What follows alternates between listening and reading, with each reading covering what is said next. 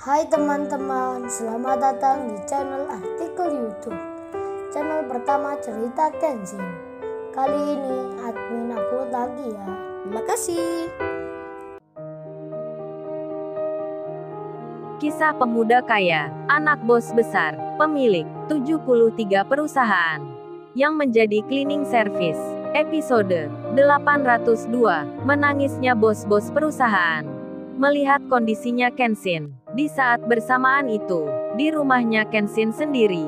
Tiba-tiba ayahnya Kenshin teringat, saat memesan Lamborghini untuk anaknya. Langsung bertemu pemimpin tertinggi Lamborghini-nya. Bos Lamborghini itu berkata, menjelaskan pada Pak Bill Gates. Oh ini Pak Bill Gates. Tipe yang akan kami buat ini adalah tipe yang spesial sekali. Bukan Lamborghini Limited Edition pada umumnya. Tapi nanti akan kita uji kekuatan fisiknya. Kita uji daya tahannya. Kita uji kecepatannya, elektronika dan semua teknologi yang bersamanya.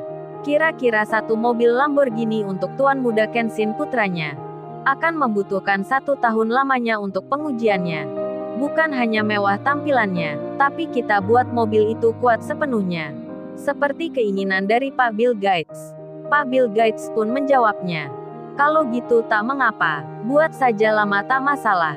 Soal biaya meskipun besar saya akan menanggungnya. Dan bos Lamborghini itu pun bicara, baik Pak Bill Gates. Keselamatan putranya menjadi prioritas kami selaku perusahaan ternama. Hanya mobil yang limited edition Kenshin ini yang perlu pengujian lama. Akan kami buat seaman-amannya. Kecuali kaca terbuka maka itu kita tak bisa menjaminnya. Jadi harap selalu menutup kaca mobilnya.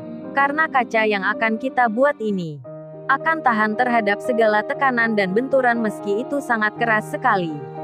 Termasuk bodi mobilnya, bukan bodi biasa, meski tertimpa alat berat yang besar sekalipun.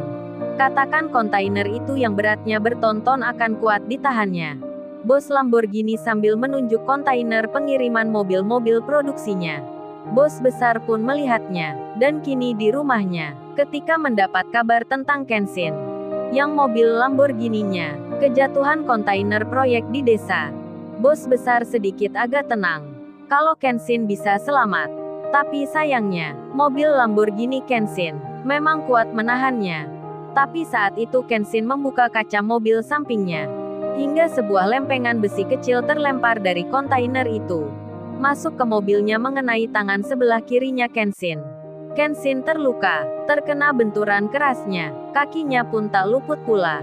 Meskipun demikian, meski Kenshin merasakan sakitnya, Kenshin bisa mengangkat tangan kanannya, sambil tersenyum.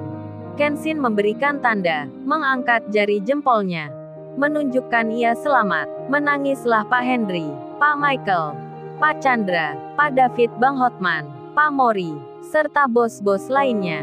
Melihat Kenshin baik-baik saja, padahal tak mungkin kejatuhan kontainer yang sebesar itu. Orang yang di dalamnya bisa selamat. Ajaib-ajaib memang. Mobil Lamborghini Kenshin hanya penyok di bagian samping atasnya. Itu pun tak parah atau pecah. Kalau mobil biasa pasti sudah remuk seketika.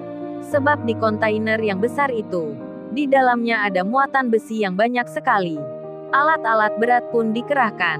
Semua pun bergegas untuk mengerjakan. Memindahkan kontainer dari atas mobilnya Kenshin. Pak Henry dengan sigap langsung memfoto Kenshin. Mengirimkan pada istrinya. Pak Henry menulis pesan.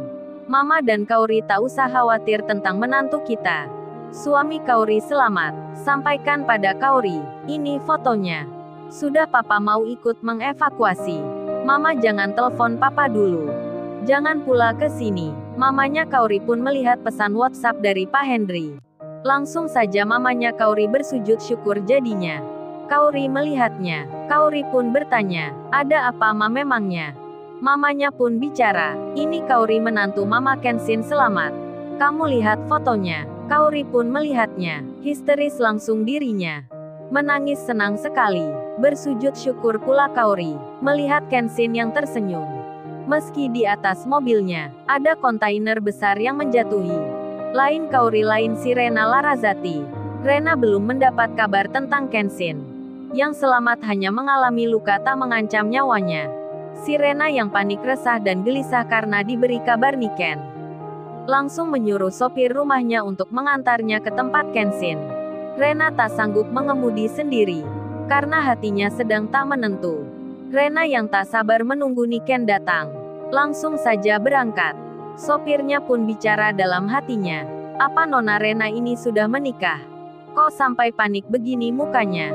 Katanya akan melihat seorang pria.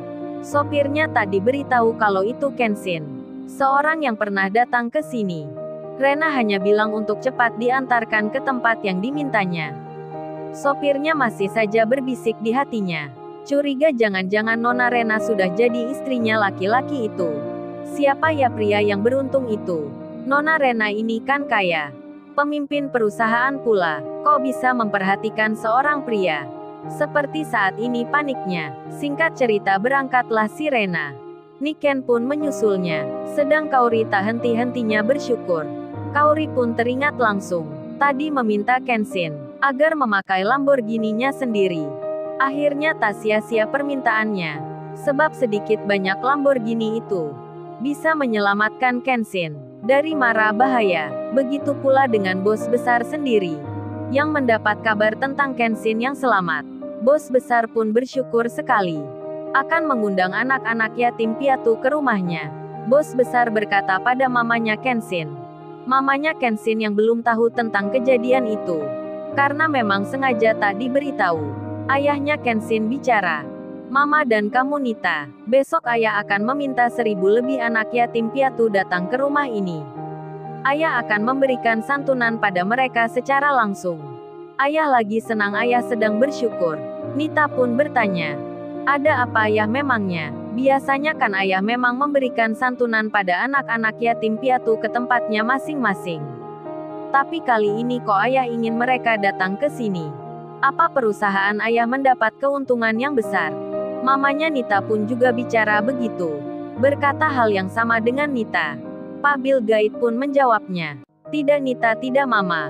Ayah kan sudah biasa dengan perkembangan dan kemajuan perusahaan. Sudah sering mendapat keuntungan yang besar. Tapi kali ini menyangkut kakakmu Kenshin. Nita langsung memotong bicara ayahnya. Ada apa ayah dengan Kak Kenshin? Memangnya Kak Kenshin kenapa ya? Apa Kak Kaori hamil lagi?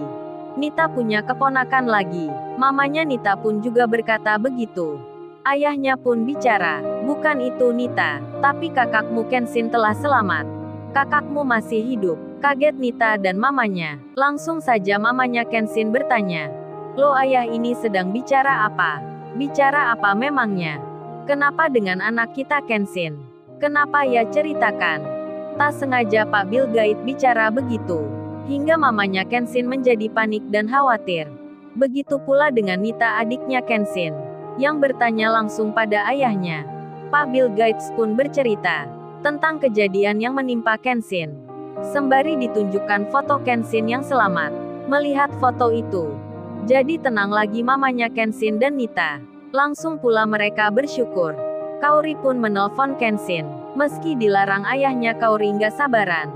Kenshin pun mengangkatnya. Kaori langsung bicara. Ayang-ayang, kamu nggak kenapa-kenapa nih?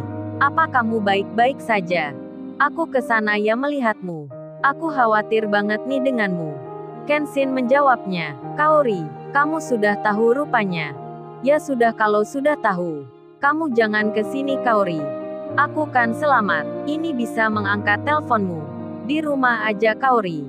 Aku baik-baik saja. Entar aku telepon lagi ya. Nggak enak nih banyak orang di sini. Aku sedang diselamatkan.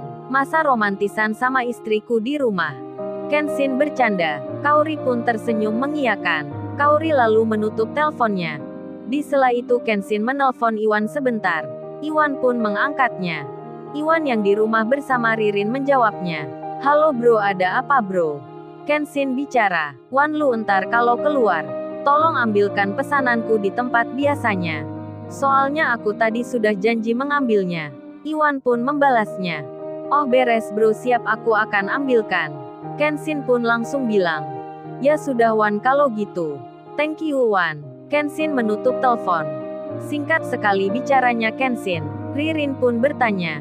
Siapa Mas Iwan yang menelpon? Iwan menjawabnya. Oh, ini Kenshin Rin.